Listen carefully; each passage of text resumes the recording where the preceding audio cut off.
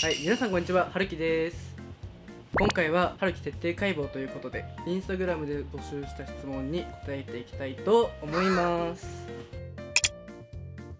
ドレープ東京ではインスタグラムではモノトーンを基調としたファッションコーディネートの投稿を毎日しています。概要欄にリンクがあるのでぜひチェックしてみてください。最初に軽く自己紹介をお願いします。はい、私は文化服装学院の方に通ってて今2年生でアパレルデザイン科というところに通ってます。大沢春樹です。普段はリメイク作品作ったり、あと一から作る作品も作ったりとか、ファッションを大好きで活動しております。今まで作った服の中で一番気に入っているものとかありますか？一番気に入ってるものは、っていうのも自分作った服は全部着ちゃうんで全部気に入ってるんですよ。なんか特別これやだなって服はまず作らないっていうか、多分途中でやめちゃって解体して作り変えるみたいなとなってるんで、今着てる服が一番好きな服です。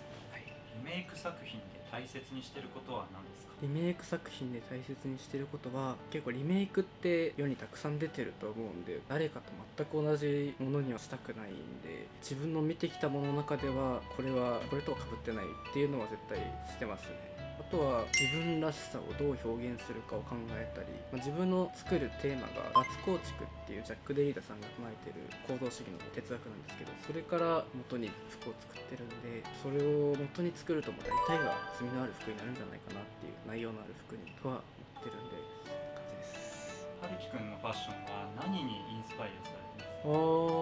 何にインスパイアされてるか、そうですね、自分の好きなもの解明をよくするんですよ。例えば自分白好きなんですけど、白なんで好きなのかなとか、あと大敗的なものなんで好きなのかなとか、ひらひらひだなんで好きなのかなとか、よく解明していくと結構哲学的なことが元になってたりするんで、結構哲学だのいろんな学問だのから来てるとは思います。大好きです、そういうの。動物に生まれ変わるなら何に？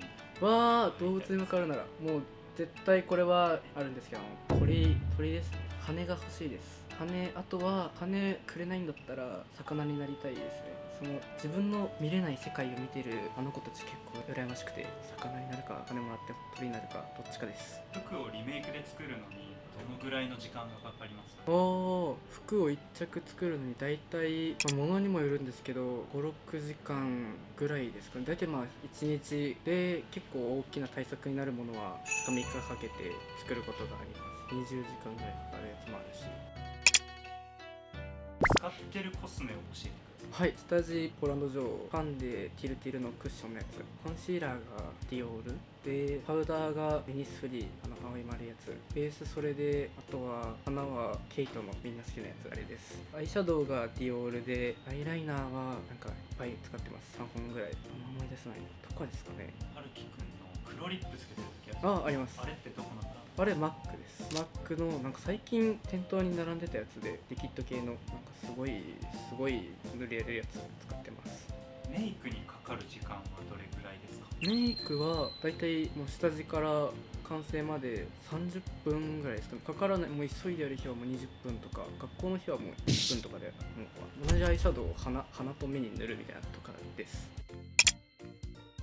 ピアスって全部で何個開いてるんですか？ピアスは顔に123456789101112の14個と、耳が33で開いてたんですけど全部ちぎれちゃって、全部なんか耳の半切れ線みたいななっちゃって、もう1個しか開いてないです。耳はで15個ついてます。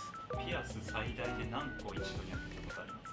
耳の3個かな。ちょうどなんか自分対象に開けてるんで、その対象のところは同時に開けてます。2個ずつみたいな。どのピアスが一番痛かったですか？これはもうお花の横、ここです。これ横の部分、これが一番痛かったです。なんかいっぱい層があるみたいで、刺す時ググググみたいな、ズズズみたいな感じで痛いですね。なんか結構自分大体ニードルでしか開けないんですけど、ここが一番痛いです。タトゥーは入ってますか？タトゥーは入ってないんです。っていうのもタトゥーを入れるとちょっと両親の方に怒られちゃうんで、まだ独立するまでは入れません。リメイク作品の販売はしてないんですか？リメイク作品の販売はしてます。自分のインスタアカウントのプロフィールの方にリメイクブランドって書いてあるところに飛んでいただければとシータービーっていうブランドの名前でリメイク販売しているので、ベースの方で今のところはインターネットの方は変えて、であとはポップアップやフリーマーケットのイベントなどで販売しています。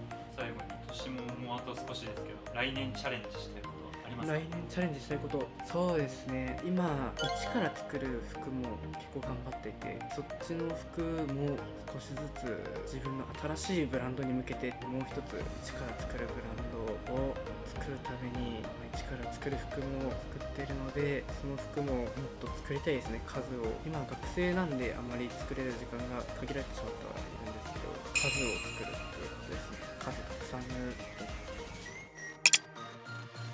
それではこれで以上になります。質問してくださった皆様ありがとうございました。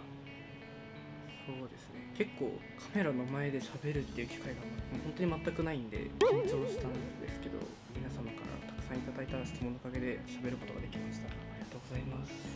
また何か質問等あればインスタの DM などでお待ちしているので、ぜひたくさん送ってください。